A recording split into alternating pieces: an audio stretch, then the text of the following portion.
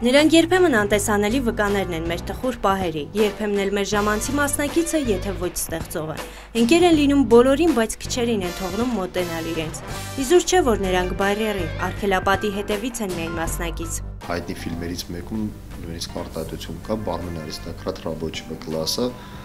դա հենց այնպես ասված չէ։ Ինչ է բարդ,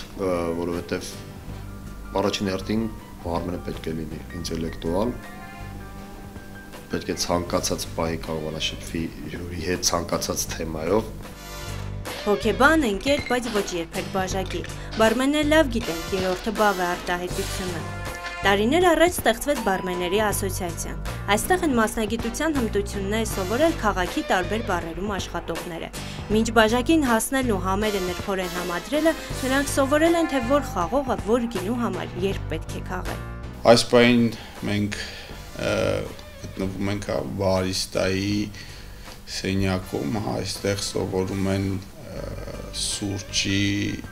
ուղղվածությունը, սուրճի ուղղվածությամբ բարմեններ, եւ այս կոնկրետ դպրոցը ստեղծվել է 2005 թվականին, իսկ բարիստայի դասընթացները բացվել են 2010 թվականից։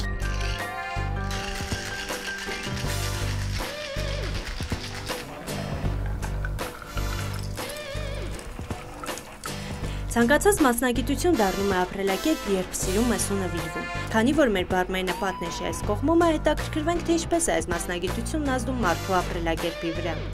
Կա այդպիսի բան, որ բարմենները սիրում են քնել։ Իդեպ վերջին ժամանակներս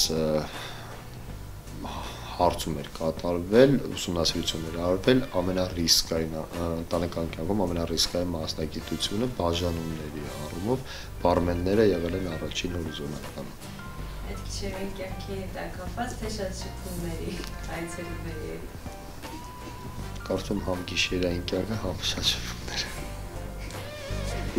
Արտյոմը բարմենների բազմաթիվ միջազգային մրցույթների ժամանակ ներկայացրել է Հայաստանը եւ զբաղեցրել պատվավոր տեղեր։ Նրան կարելի է վստահորեն ճանապարհորդ բարմեն անվանել։ Նա կոկտեյլներ է պատրաստել Հայաստանի տարբեր վայրերում, համապատասխան տվյալ միջավայրին։ Արագած սխտորով կոկտեյլ խաղողի այգիներում։ Ունի սեփական կոկտեյլների բազմաթիվ բաղադրատոմսեր, որոնց թիվն անգամ չի հիշում։ Պատկերացրեք ցանկացած պրոֆեսիոնալ բարմեն կարծում եմ օրվա ընթացքում, եթե ունենում է ազատ ժամանակ, տրամադրում է ստեղծագործել։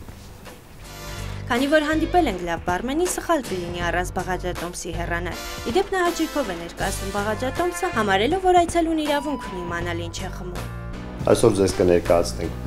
Տայկերի դասական կոկտեյլի բաղադրատոմսը, ինչի համար մեզ անհրաժեշտ է կոկտեյլի գավաթ, որը նախապես սառեցնում ենք սառույցով,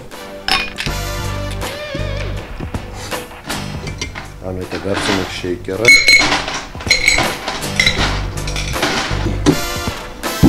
մեզ անհրաժեշտ է 35 մլ սպիտակ ռոմ,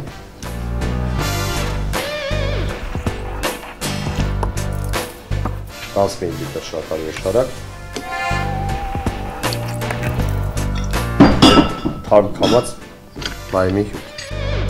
որպեսզի կոկտեյլը ավելի որակյալ լինի, միշտ խորհուրդ է տրվում հյութերը քամել հենց տեղում, կոկտեյլի պատրաստման ընթացքում։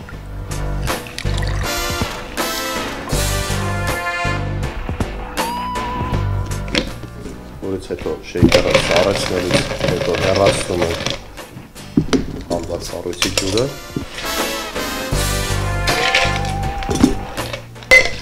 փակում եւ թափահարում։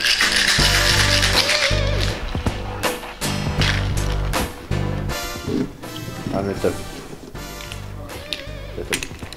բաժակից հեռացնում ենք